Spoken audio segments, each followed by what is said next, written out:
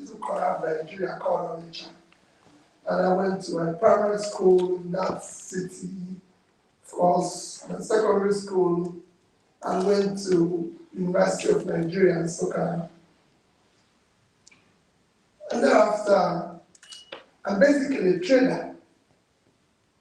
That's the only thing I do. I trade. I was just sitting them upstairs when they gave me some biscuits to eat. I said, wherever I go, I want to take the pack of what I've taken because I want to know whether I can sell it to make some money. So basically, I'm a trader. And I've done programs in different schools, which there is. I was telling her when I came here, I said, the only modern school in Oxford is State Business School. Every other building is old. And I want to tell you the history of the building. Because I spent some months here in State Business School, and they were taking us one college or the other, telling us this one is 13th century, 12th, and so on. I said, that's the only one that is modern. And that's the only place you get parking space. There's no parking space anywhere in Oxford. So basically, and why am I getting involved in politics? For me, life is about being human. Life is about trying to, the only thing you add in life is when you help to build a better society. When you see things working, when having lived in various parts of the world, and out of curiosity of my own, because people at times ask me, why did you go to all this school? I said, after being in school in Nigeria, I asked myself, I want to know what makes this school different. So I would pick up and say, George Soros, they say you want to London School of Economics. I look for a program in London School of Economics and go there. Maybe I read about one book. They say you went to Columbia. I look for a program in Columbia. Oh, this person went to Harvard. I look for a cool. And that made me to now be in Seattle, IMD, Kellogg, everything. So that's just out of curiosity. Let me know where there's special thing in their brain. And when I go there, I find out that no, it's the same thing. So that's why I went to all the school. Basically, my job as a trader went into politics. From being in school, I don't have enough time that I've told you what drove me into politics. Just like you people who were students. You know, a professor in Kellogg taught me into going into politics. His name now, Donald Jacob, the dean and the co-founder of Kellogg Graduate School. In 2001, I'll be very quick about it. I went through a program in Kellogg for 3 months. Professor Donald Jacob took us in a course called World Economy. For 3 months, he didn't say anything about Africa. You can imagine my frustration having paid $40,000 in this course. This man is teaching world economy, hasn't said anything about my continent, talk less of my country. So a day before the last date, I raised my hand. I said, Dean, you haven't talked, you said it's world economy, but you haven't said anything about Africa. He said, do I want to know about Africa? I said, yes. I paid $40,000 for this course. And you haven't spoken about my continent. He said, you will say tomorrow.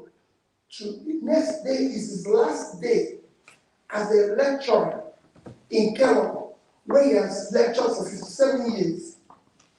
So on that last day, the whole place was filled. The big hall. And when he finished, he looked at me and said, Peter, do you want to know about Africa? I said, yes. He said, there's nothing called African economy. Nobody plans with Africa. Have I ever seen African specification in vehicle? There's the Gulf spec, the Euro spec, there's American spec, there's Asian spec, have I ever had that one? I said, no. He said, in your country, you have 20-year, 30-year economic plan? Of course. Even when I haven't seen, I said yes. We have in our own. Said, join me for lunch. So when he finished, I followed him for lunch. After we had lunch, he said, let's take a walk by Michigan. If you know Kellogg Graduate School, or they call it now Kellogg Business School, is on the bank of Lake Michigan. So we started walking on after lunch on the lake. He brought out two currencies. He said, do you have any of your country's currency? I said, yes. That time, the highest denomination of Naira, which is Nigerian currency, was 100 Naira. So I brought it out. He brought out $100. He said, which of these two currencies do you prefer, Peter? I said, dollar, $100. He said, why? I told him that it's 100 Naira to $1. So his $100 is 10,000 Naira, and my one is this. He said, okay, let's exchange it. So he took my 100 Naira and gave me $100, and we continued to walk. After we've done it, that's like a pole. It stopped again. I said, Peter, can I look at the dollars again? So I brought it out, feeling, please don't take it back, because I've just gotten 10,000 Naira. So he said to me, tell me, Peter, which of these two currencies do you prefer? I said again, the dollar. Why? I told him the reason again. He said, let's sit down. So we sat down in a bench, watching the lake. He said, young man, I've been a lecturer, I've taught in Kellogg Graduate School for 57 years. Today is my last day. You own and have been involved in economies all over the world. The only reason why you prefer another country's currency to your currency is the amount of faith you have in your country. The economy is driven by faith. And what drives that faith is hope. Because there's no hope in your country, you don't have faith in it. So you prefer another man's currency. If you go around, British people keep their money in British pounds. Italians, there was no euro then.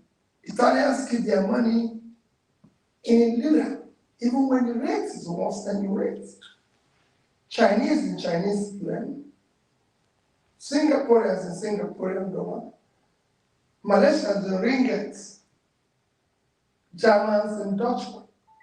And went around and I said, but because you don't have faith in your country, you prefer another country's currency. Can I ask you for a favor? I said, yes. Can you go back to your country? Before you ask me that favor, you ask something. From your profile, you are a director in about 3-quarter company. You're even a vice chairman of the bank. Are you worth $1 million? And I said, yes. Are you worth 2? I said, yes. Are you worth 5? I said, yes. He said, you don't need 2. If you're worth $5 million, you can actually live your life for the rest of your life without making more money because you have enough food, enough to move around. If you invest it properly, it will be giving you all you need. The rest of the money after that is the one that is in the bank, and the bankers are using it to do that. I'm worth about the same thing. Can I ask you a favor? Can you go back to your country and participate in building public wealth? Go and serve in government. Public wealth enriches everybody. Individual wealth impoverishes everybody. That's what I will leave you with. That was where we stopped. And I had his $100. So I should keep his $100, which I was very happy to keep. I left Kellogg the next day. I went back to Nigeria. There were a series of issues that happened. Very sadly. And I decided, and I come home, you know what I mean? I came home to my wife and said, listen, I'm going to go to my state and contest for governor. Up to then, I never voted. Never had anything to do with politics. And you know what it means to have a young marriage and you're telling your said, Peter, are you crazy? What is happening to you? She started calling everybody. Doesn't know what I'm doing. Peter said he's going to the village to go and contest the government. Instead of investing in money, the investment we were trying to do then, that if I had invested today, I would have bought millions of dollars. I said, see this money, I'm going to put it in politics. I've stopped investing. And it was one of the most difficult things that happened in my life. But looking back now, as difficult, with all the things I've lost, I have a sense of fulfillment that at least I can say, I changed this. And even still participating in it in Nigeria. When I was coming here today, somebody asked me, said, how do you feel about contesting election for the office of the president and what has happened in everything and what has let me tell you, we're just beginning. We won't stop until we dismantle that crime scene. And we dismantle it. So that's basically how I feel. For me, we need to all come together and make Africa work, make Nigeria work, and make collectively the Black world work. Thank you so much for that.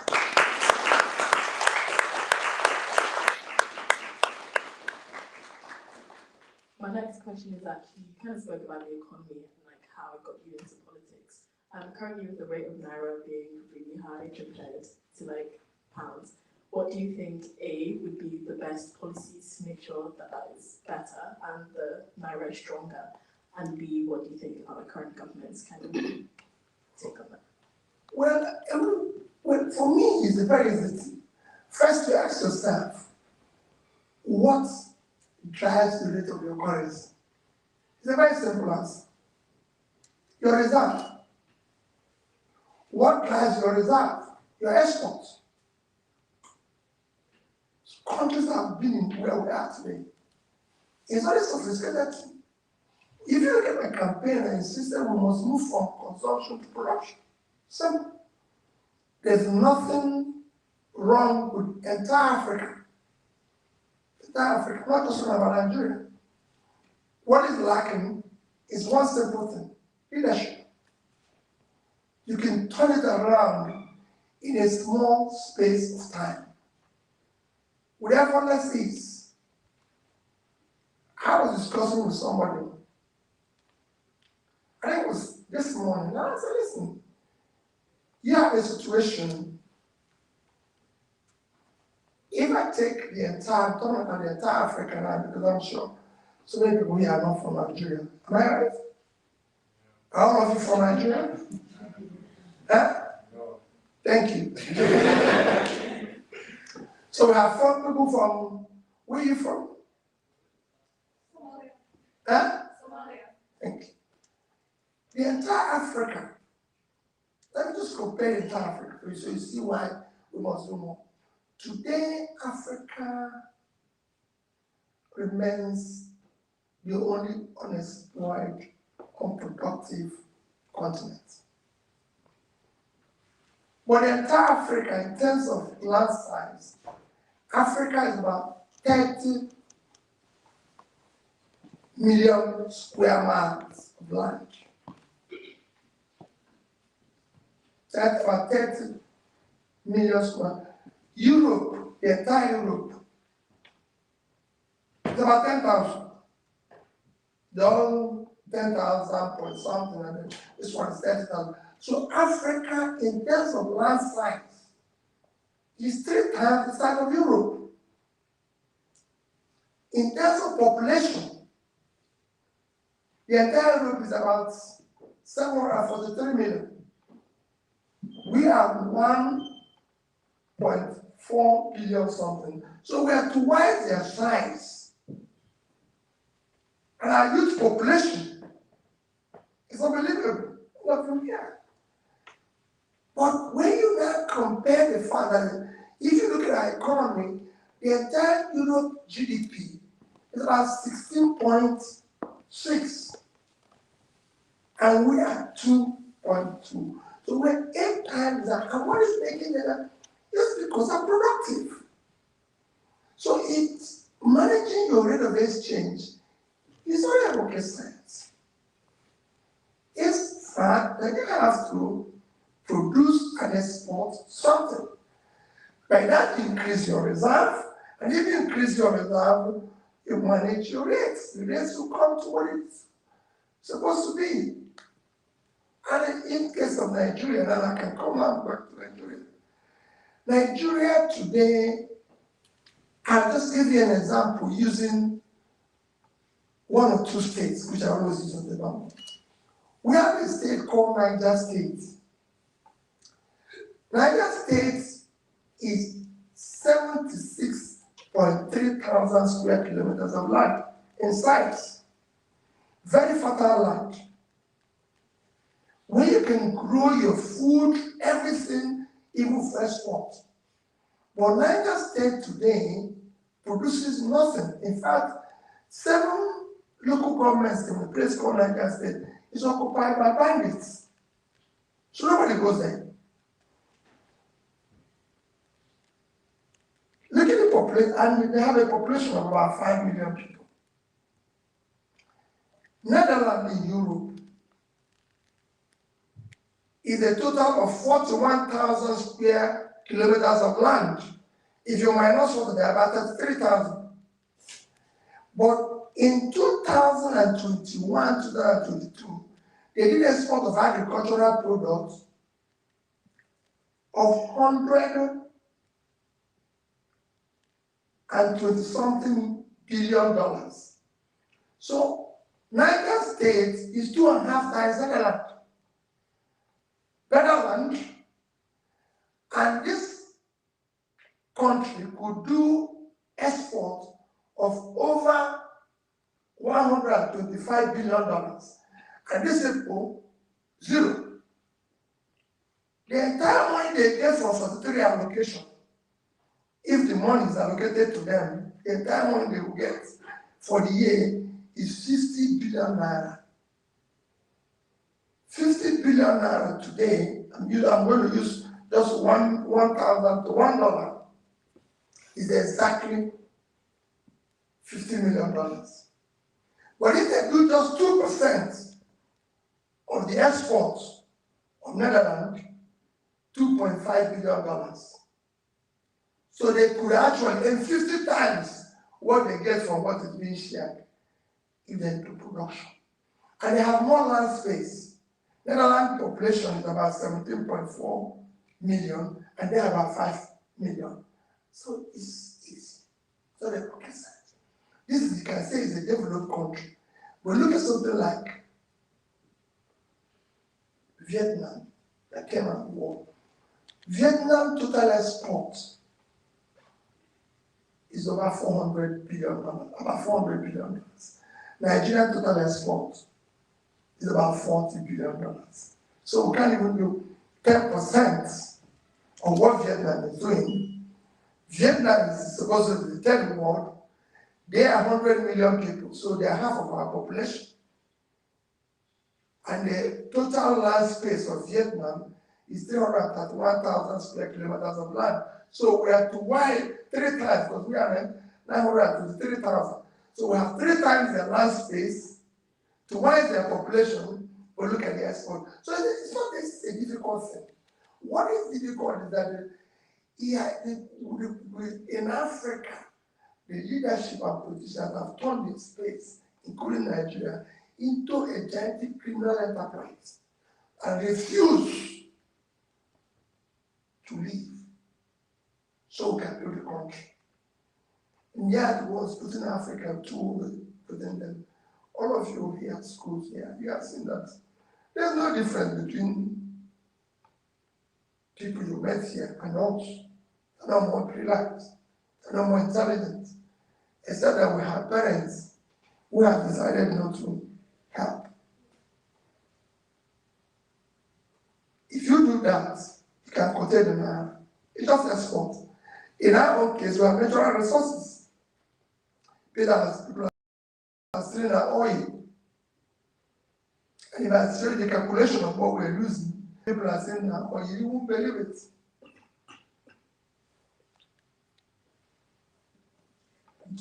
Thank you so much. My next question, you kind of spoke about productivity influencing how we're going to bring down the rate. But my question is, there's a lot of young talent leaving Nigeria because of the government, and that means, again, productivity is going down because we aren't able to retain young talent. How do you think is the best way to actually manage that? Well, quite frankly, when I was campaigning, I wasn't against it. I wasn't against their living. They call it brain drain. And my position is that there will be brain gain when you fix the place. The change you're seeing in Asia today were done by people, Asians that left the country. All I've seen in China today and everywhere in Asia, India, are people who left at a crisis stage and went to a better part of the world.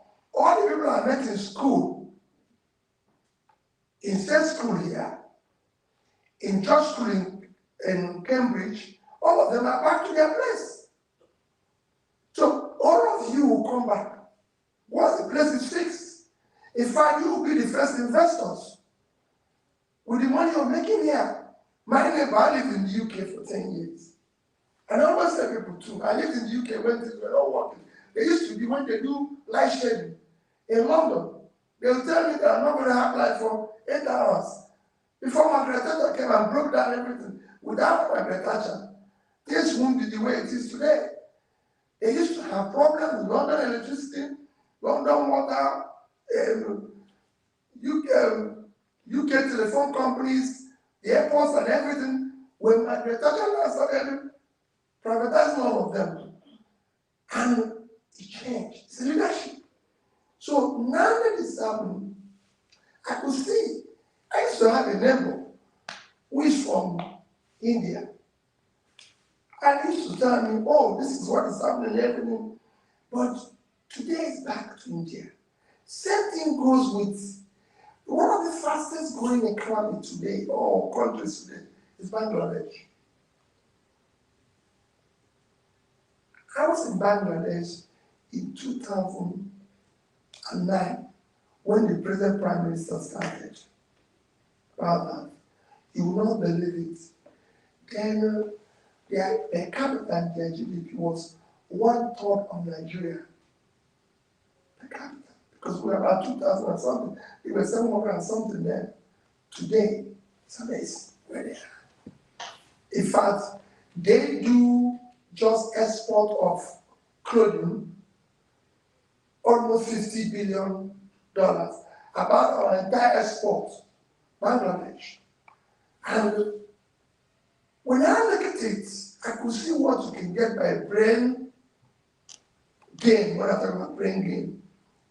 The present Prime Minister was daughter of the first Prime Minister or founder of Bangladesh, who happened to be in his school in the Western world in some way. And when terrorists came and killed the father, all the family, leaving only her and sister that were in school in England. Today you could see everything. And look at all the tech world, what India are doing. So the brain gain will come. Now nobody can say to you, oh well listen, stay in an environment that is not conducive and everything. When I went to university, those who went to overseas were those who supposedly are not doing well at home. Today, it's the other way around. People want to go to school because they have a better school than it is. But I assure you, you are going to bring the talent, the resources that we need. So when we're saying about removing them, you are the resources we're going to use to change the place.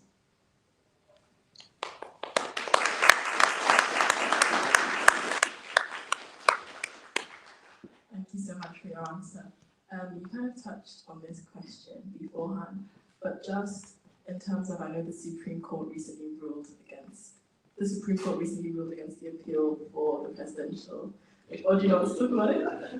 You don't have to, but if you have any thoughts you want to share on it. Well, I haven't made comment on it, and I don't want to make comment on it. I will even try to make comment on it. Just That's fine. I just plead to be excused from this one. But I'll make comment on it, and you will read it, and you will respond. Of course, no worries. So at this point, I just want to open it up to anybody in the audience who has any questions that they would like to ask. I think you mentioned like the example of a place like Vietnam. You said the example of a place like Vietnam and other countries, and talk about their economic growth. I guess a question I wanted to ask is, in terms of like regional cooperation and, for example, trade between African countries, that's a major thing which is lacking. How do you see that potential future when there's more intra-African trade happening? What needs to happen for that to be the case? Thank you. Inter-African. Next one. I wanted to ask, Can you speak louder, please? as young people in the diaspora right now, what do you think we can do as, like, to be able to help, or like, to be able to help Nigeria? Can you take one more question? Yeah, so this is just an intro. Recently, we saw like a wave of coups that happened across Francophone Africa. And one of them, the president of Burkina Faso, was praised for being very like, anti-Western and anti-foreign aid. Especially now, we're also kind of seeing a move towards more trade with Russia and China and shifting away from the Western nations. So I was just wondering, do you think there's still a part of Western nations in the conditions that keep African countries underdeveloped? This whole conversation of like neocolonialism and how that affects, the value of production we're able to have in this day and age. Well, quite frankly, I'm going to take the two questions in the trade and what you said. The history of the black man, quite frankly, has been history of being less human. And we have to face the fact, being less human, being not equal to other races of the world, from slave trade to colonialism to such exploitation of making people feel superior and everything, which happened even in the streets of Western world and everything, where people feel okay, when I lived in the UK, I remember once they called us meeting in the Nigerian High Commission where everybody comes and said, oh, this is plan racist, oh, this is plan this and all this plan. I agree. It's racism. I agree. There's discrimination and everything. But I always say, if we feel that racism, go back to your place where there's no racism. And that's the only way to solve it. If I come to somebody's house and he doesn't want me, I go home. But if you can't go home, well, it's not any condition that he gives you because that's it. So I live here, and I live on any condition. I didn't have to complain because if it was good for me, I would be here. So, simple. Yes, what you say, there is still, and that's what I'm trying to tell you, that it has to do with leadership of the continent of Africa. Africa has the youngest youth population today. Very resourceful, very energetic. But if properly applied by investing in the human infrastructure, by educating them,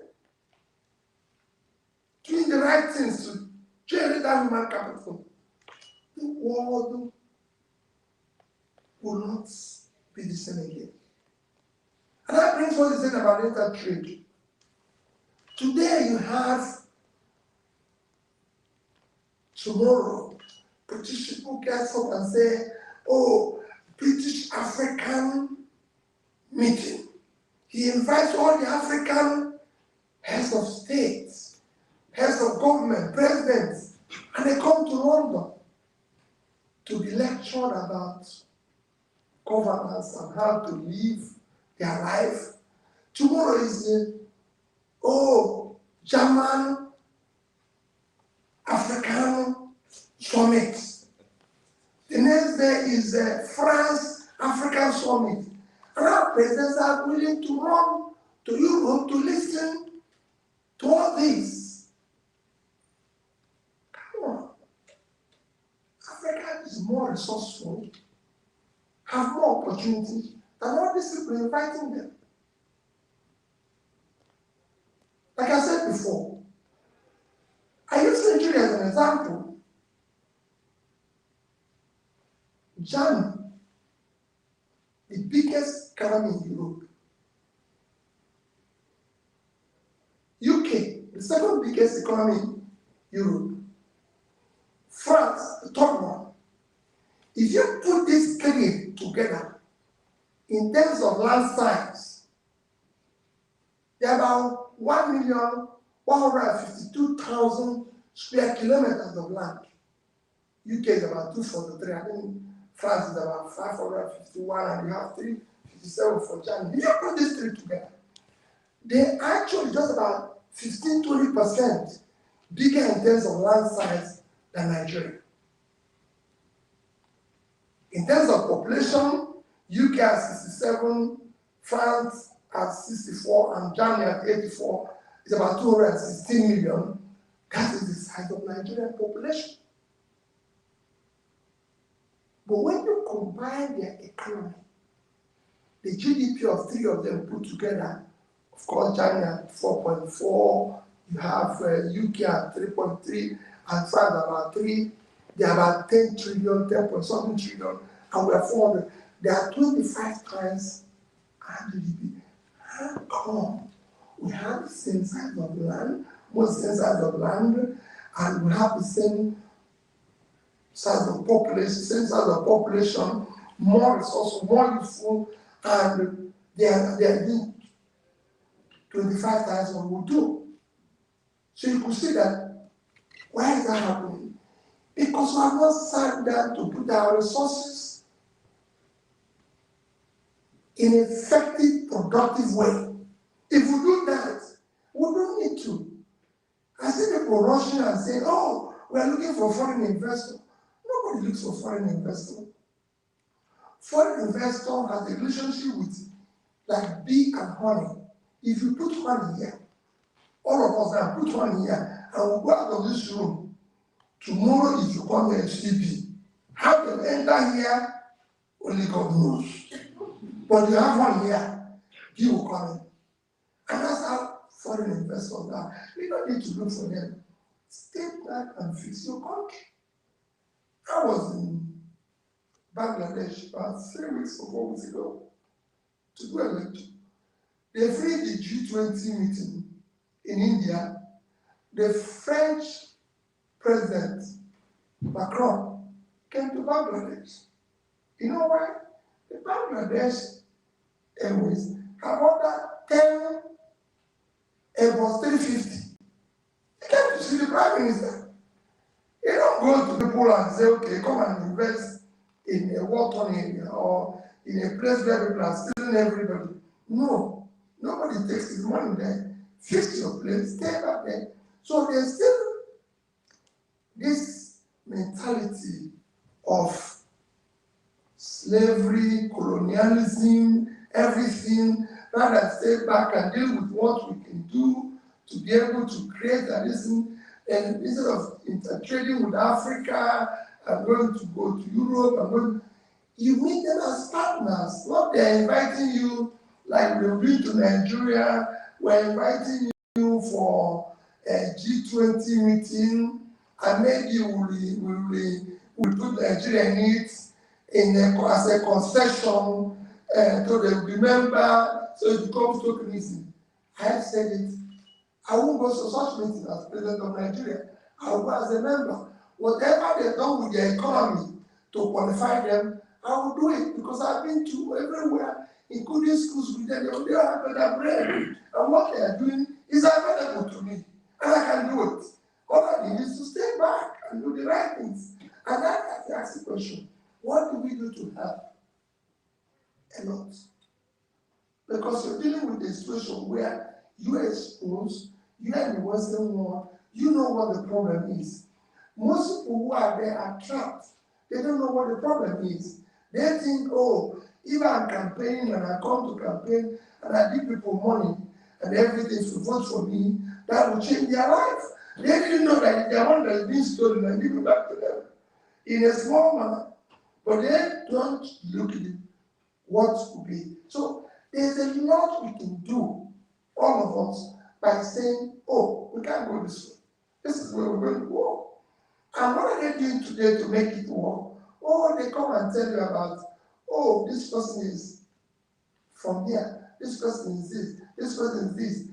Now we talk about Naira and the pound exchange. You say so. Is there any tribe that buys pound cheaper in Nigeria? Is there any tribe that buys bread cheaper? Is there any religion that buys it cheaper? Because these are things they introduce. I can tell you there's Muslims, there's Christians in Nigeria. If there's any place Muslims buy bread cheaper, Christians will go there and buy the bread and go back to their church. If there's any place Muslims buy dollar or pound cheaper, Christians will go there and buy. But these are things they use. And I always use them and tell them that I used to go to Dubai. I went to Dubai for the first time in my life in 1991 when there was nothing in Dubai. You will not believe it. The only church, Catholic church in Dubai, the land was donated by Emir of Dubai. The building, the church was built by him. And it's Catholic church. If you go there, you see it. So that's built, donated by him. You know. But the back home, they tell you, oh, it's Muslim, it's this. Because they use it as manipulation. Or you're from this side, you're from that side. If you see anywhere anybody buys bread cheaper, let me know. So these are things people like you can help to get people to understand that what we need is good governance that will start taking issues that brought us on development, investing in education, investing in health, investing in pulling people out of poverty. This is all we need to do. I need to have a place. Thank you so much for those answers.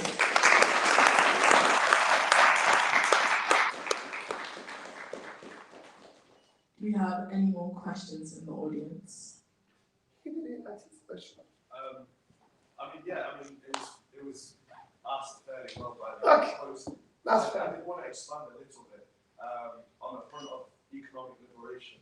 I'm not African myself, I'm originally Iraqi, and we have a kleptocracy, so I couldn't comment on Nigeria, but you mentioned fixing the country, solving the issues and stuff like that, and I just wanted to ask, I guess, if you had 3 steps for actually fixing the country, maybe expanding on that, fixing the country and freeing itself from this economic neo-colonialism, what would those 3 steps be?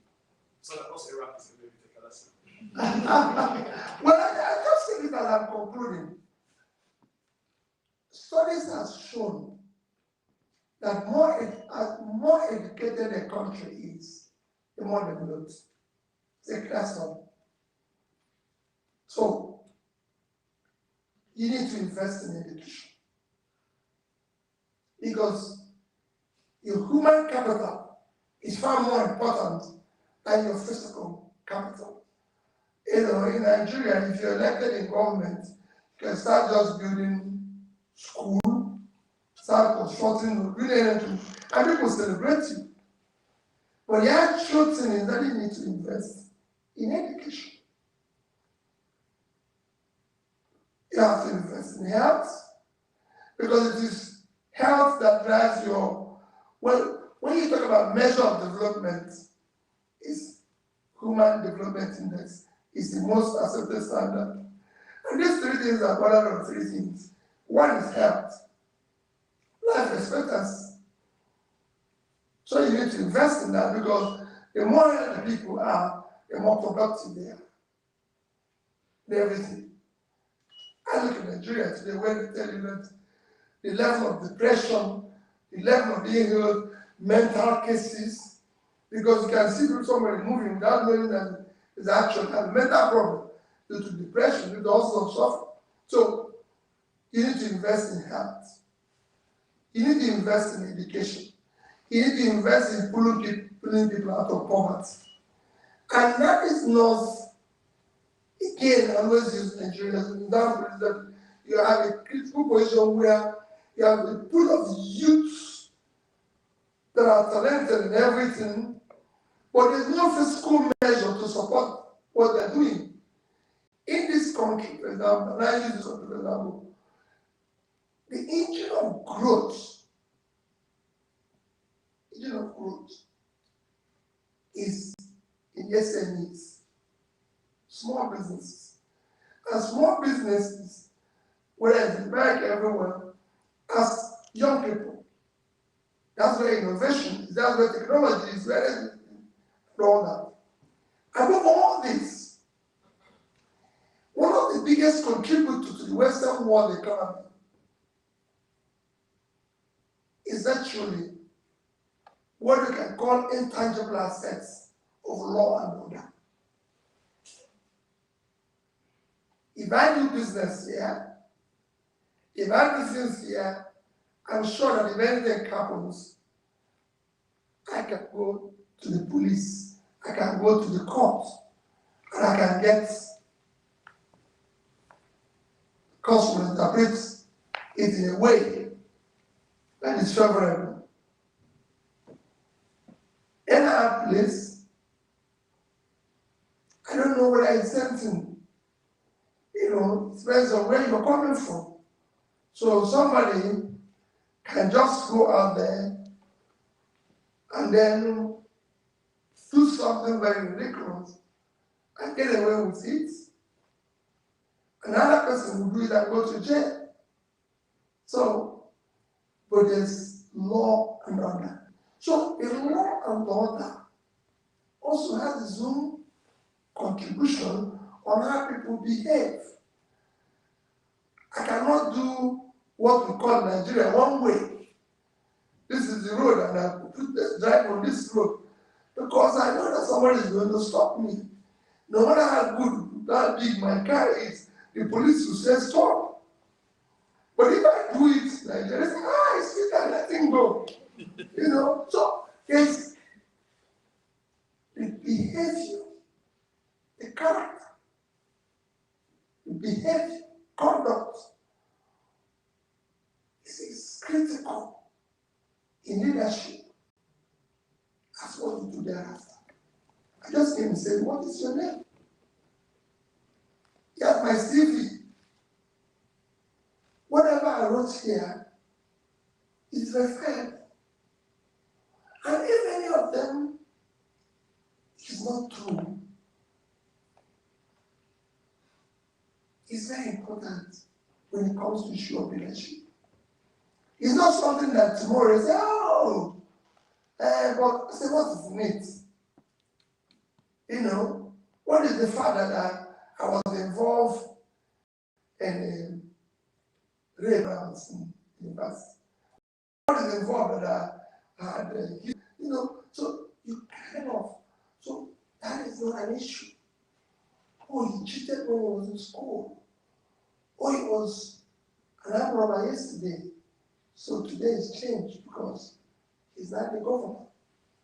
It's no longer, there's like issues that are defined that we need to overcome. I want to say, I have a lot of Iraqi friends, while I was in school, different places, putting my account and then in London and everything. If you see today, let me give you an example today. There's more protests in Iraq than there is in Africa. You know why? Because Iraq is more implicated today than the way it is today. You're protesting when your per capita is over 5,000. I'm sure those communities should over 5,000. We are not protesting when we have 1,000 and something because of education. The more educated you are, the more you say, well, listen, I can't take this, but I can add this source of development. So we do the right things. Thank you so much for that answer. Just rounding up, I have two last questions. So you talked about at the beginning that this is only the beginning for you after the election. So what's next for you? You can imagine that. I'll leave you to guess it. What do you do after this thing? For me, I want to spend my life, the rest of my life, in helping to build a better society. There's just nothing else because, life is so ironic. And when I was growing up, I used to look at people who are eating very good food, maybe go to a restaurant where you have all sorts of meals, eat anything, any meat, anything, drive all sorts of vehicle where you have, this type of vehicle, this type, and you're saying, where would I have money to be able to buy this? Where would I be able to do this? And of course, by His grace, because everything in life is by grace of God. For me, I'm a Christian. By His grace, I have money where I've been able to buy. Okay, the biggest of Mercedes, biggest of BMW, this is. Then you get to a stage, those cars make meaning to you any longer. Because for you just want to transport from here to here. Then you now have money to be able to eat everything. The doctors are now telling you, don't eat this, don't eat this, don't eat this. Yeah, what is it now that I have money to this type of meat, this type of. The only thing I'm not reduced to is eating flour and everything and all that. So he said, what is this? So you can't even eat those things you want to eat. So they make no meaning to you. And after being government, it is actually worsened because after being in government, you now see poverty. You now see people suffering. Then it becomes meaningless to you. Why am I going to stay in this type of place? I travel now, and people say to me, I'm talking with people in the car, even as I'm coming here. And I said, so how much is the ticket? He said, this is this. This first class is this. Business class is this. Economy plus this. So for me, that was, as a young man, flew first class, Nigeria was, today I can't do it because when they tell me the cost, I said, okay, if I fly this one, I'll save this amount. I'll use it for this. If I fly this one, I'll save this amount. I'll use it for this. What am I going to do now? You've seen people say, he has only one shoe, has only one this, he has only two shoes, has only. Not that I have one shoe or two shoes or I have three of this. But for me at this stage, the only purpose of the shoe is for the leg to be protected from being hurt. It doesn't make any difference any longer because I'm not attracted to anybody any longer who will say, my shoe is good or bad. No, I have no reason to be looking for this. And I tell the problem, I have a wonderful wife. I always say it. And I always tell her, I can't go through what she goes when she's getting ready to go out. Because it's no longer possible for me to be looking for black shirt, to match red shoe, to match this. All I do now is I just have black shoe. Simple. No change. So as you go along, you're not constrained that you want to help humanity. That's what I want to do for the rest of my life. I just came back from a trip because you asked me this question. I show you something in my phone. I said somebody, I'm coming to New York. And graciously said to me, very good. I'm going to, what do you want me to do? I said, I just need He said, oh, let me get a hotel for you, since you're just going to stay one day in New York. And I said, very good, very good. That's fine, that's fine. Then he books the hotel for me and sends me the details of the hotel. And says, oh, I booked the hotel for you. This is, I don't know whether I will make this private or open, but it's good that I tell you what, my age now and what I do now. So, well, I booked this hotel for you. So I said, okay. So I see the cost of the hotel. And I said to him, so I sent him a message. And I said, you can see, you can read it out, That's the message, that's what it is. Yeah, this one. Yeah. It says, thank you sincerely, Chairman, and my very dear elder brother. But I wish to respectfully appeal that this is expensive. There must be a room below $500, all inclusive, in the same facility, or we go for a lower brand of their chain, i.e. Crown Plaza Holiday Inn. Looking forward to meeting you as directed. God bless you always. So I said to him, listen. He said, no, you're safe. I said, listen, sir, I'm not going to sleep. What you pay now can keep me awake. It's because, but this is what you aim when you're young. I want to sleep in the streets. I want to have the best of it. But then things, it makes no meaning. Half of what you paid, I can give to somebody who needs it for his life. So I don't need to. Nobody, you like that, I don't know where I slept last night. Do you? You don't know. Maybe I have just slept in one, even on probably here. You didn't know. I just woke up in the morning. But there's a time in your life, like you people are now, I must tell you, it makes meaning to you. I have young people like you who it makes meaning to say, oh, well, listen, my daughter will tell me that I'm a girl. I said, okay, don't worry. You get to stay. So for me, the rest of my life is about helping to build a better humanity, a better society, and helping to ensure that we pull Nigeria and Africa out of where they are now, mentally, psychologically, because it's critical for them to understand that they can be members of G8, G20, BRICS by competition, not by concession or by people who you can compete and you get there. And that drives the process.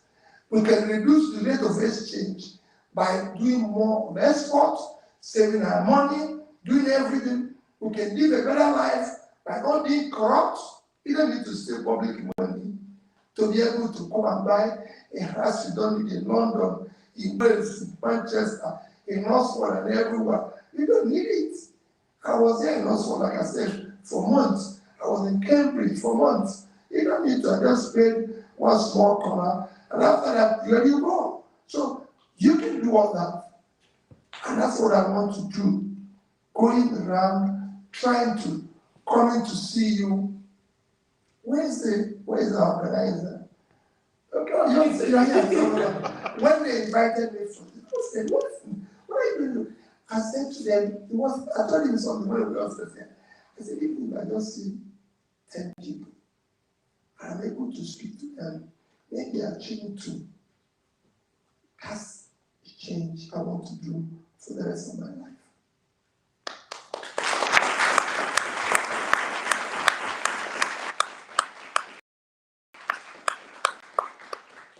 Thank you so much. And my last question is to anyone who's looking to become a politician, especially, what would be your top tip that you would give them? Well, the first thing I'll tell them is ensure that, like you are here, have good education. You're already in the best place anybody can be. Just by mention of Oxford, has its own education. Ensure that you have something you're doing. Politics should not be your job, should not be your means of livelihood. Because what it does is it leads you into what we're trying to solve now. Should be a vocation. Somebody thinking you can willingly do without I came here with somebody, you know, I can say is a sister, and I cherish the way he does her things, Aisha Yusuf. She has something she's doing. So you can afford to comment on the society. You know, I can tell people, I was in Princeton 3 weeks ago. I did a keynote on HLS event in Princeton. And I was in Princeton just 2 days ago. I went to where Chimamanda spoke at an event. And you could see when Chimamanda says, a man I deeply admire, you know, we I met Chimamanda, you know, there was an occasion in his village. And I used to know the parents, you know.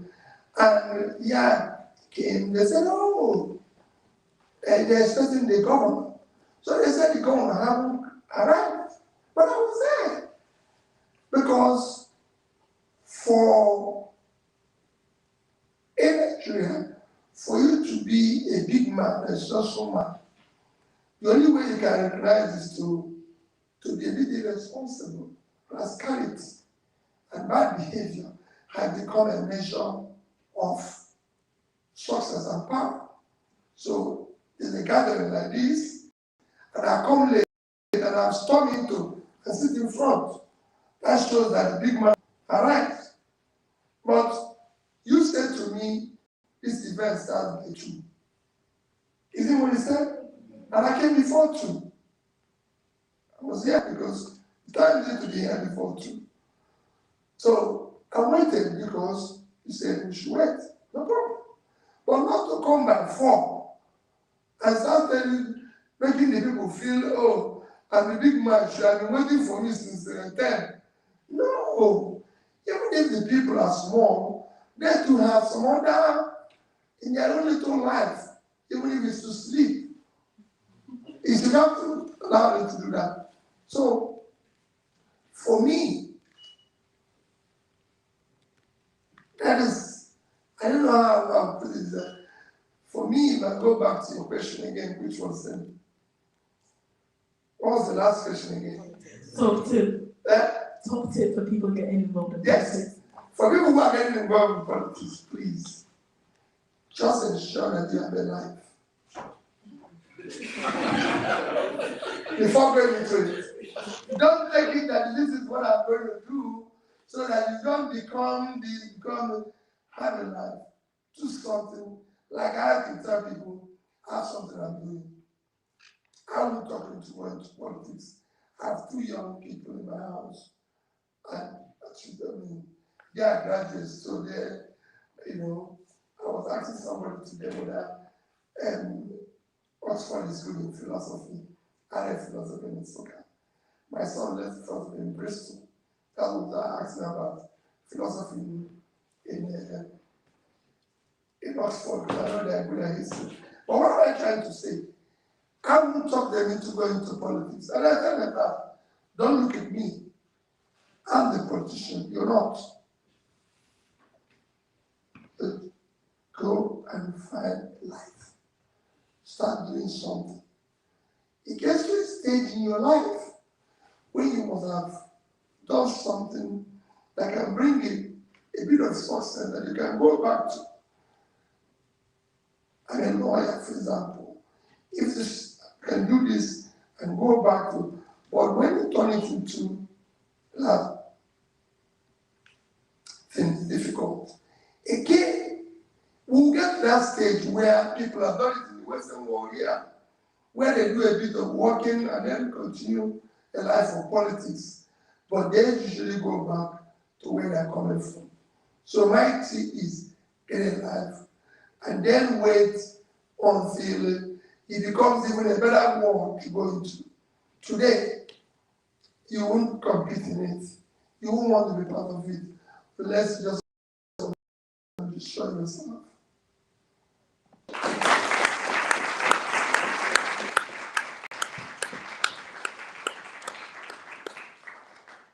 Thank you so much again for coming and giving us some of your time and dropping some very good pieces of advice. advice and wisdom. Thank you very much.